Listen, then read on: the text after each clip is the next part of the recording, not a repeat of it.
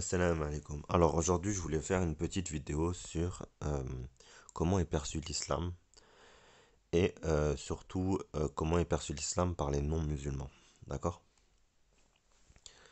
Faut savoir que faut faire une différence. L'islam est la religion. D'accord? Donc il y a le Coran, les hadiths et certaines fatwas qui découlent des hadiths en général ou qui découlent d'un enfin bref, qui sont des interprétations. D'accord?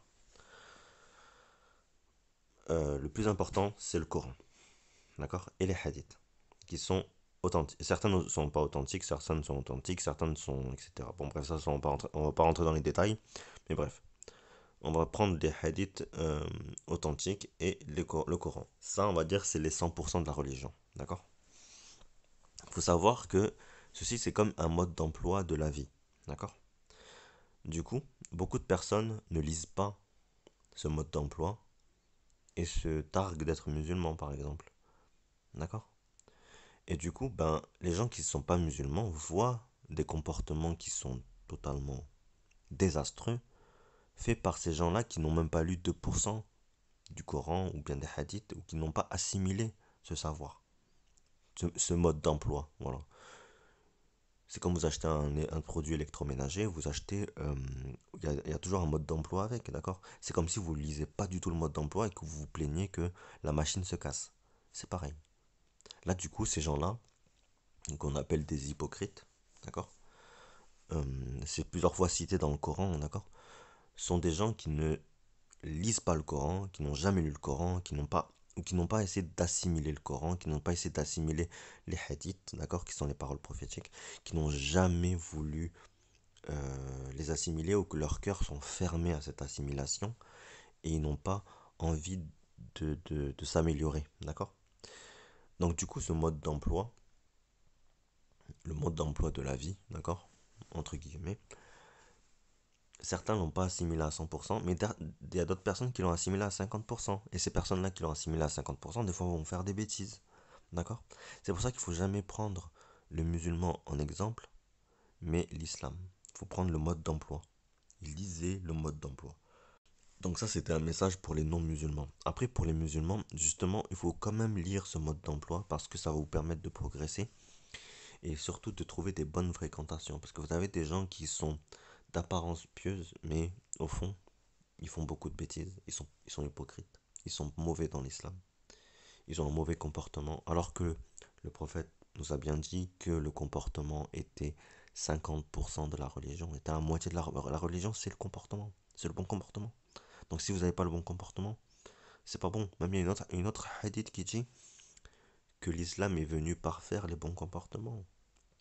Donc c'est vraiment quelque chose qui va vous permettre d'être meilleur, d'accord? Donc pour ceux qui ne sont pas musulmans, il serait bien en fait que vous étudiez le mode d'emploi, entre guillemets, c'est-à-dire le Coran et les hadiths. Et que vous ayez pas. Et après, si vous voulez des explications sur le mode d'emploi, allez parler à des imams. Mais ne jugez pas un musulman par son comportement, car vous savez pas son taux d'assimilation à l'islam. Peut-être il est que à 10%, peut-être qu'il est à 2%, peut-être qu'il est à 50%, peut-être qu'il est à 90%, mais qu'il lui manque 10% du coup. Donc voilà. Et je pense que tout le monde essaie de progresser et vers l'assimilation du Coran en entier et de l'islam en entier. Enfin, tout le monde, tous les musulmans essaient de le faire. Sauf les hypocrites qui se targuent d'avoir lu peut-être une sourate une fois et c'est tout. Et qui n'assimilent rien du tout et qui n'essayent pas de progresser. D'accord? Ces gens-là qui n'essayent pas de progresser, les hypocrites, malheureusement sont la vitrine qui fait que tout le monde euh, nous voit comme une communauté dangereuse alors que pas du tout.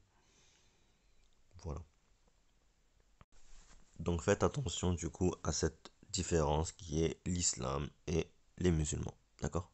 Parce que beaucoup, du coup, j'avais déjà entendu une fois des athées, donc c'était des athées vraiment endurcis, qui me disaient qu'en gros ils respectaient les musulmans, mais ils ne respectaient pas le, la religion, c'est-à-dire le mode d'emploi. Sauf que, ben, du coup, ça veut rien dire ce qu'il disait parce que vous pouvez pas respecter des musulmans qui essaient de progresser dans leur religion et ne pas respecter la religion. Faites le contraire, respectez la religion mais pas les musulmans si vous voulez. Mais ça serait plus juste du coup. Du coup, c'est pour ça que des fois, on voit des comportements d'athées ou d'autres personnes hein, qui sont totalement en contradiction avec ce qu'ils disent ou ou ce qu'ils disent. Enfin, y a pas de logique en fait. D'accord. Pas de logique parce qu'un musulman va suivre l'islam. Point. Il va pas chercher il va pas chercher à être un musulman à part entière de l'islam parce que l'islam est son mode d'emploi. Donc, enfin bref. J'ai jamais compris en fait leur délire. Mais c'est comme ça. Qu'Allah les guide. Il n'y a que ça qu'on peut dire. Mais du coup, voilà. J'espère que ce podcast vous aura plu, mais c'est vraiment une petite réflexion que j'avais qui est que pour les gens qui sont pas musulmans, vraiment étudier l'islam et, et les imams, étudier vraiment le mode d'emploi et pas les musulmans. Après, regardez le bon comportement chez les musulmans et allez voir cette personne et étudier chez elle. Enfin, chez elle, parlez-lui, essayez de lui poser des questions sur l'islam, d'accord.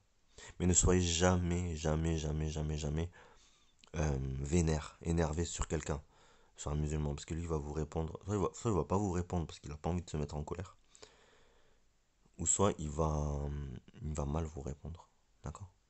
Même sur tout, hein, sur toutes les choses. Hein. Si vous posez mal des questions, si vous énervez quelqu'un, il va vous répondre, soit il va pas vous répondre comme il faut, il va vous répondre une demi-réponse parce qu'il voudra pas perdre son temps avec vous, soit il va s'énerver parce que vous avez touché à son estime. Donc ça sert à rien de s'énerver quand vous posez des questions. Voilà. Donc j'espère que ça vous aura plu et laissez un pouce bleu ou vert, je sais même plus quelle couleur il est. Et ça me fera plaisir. Merci.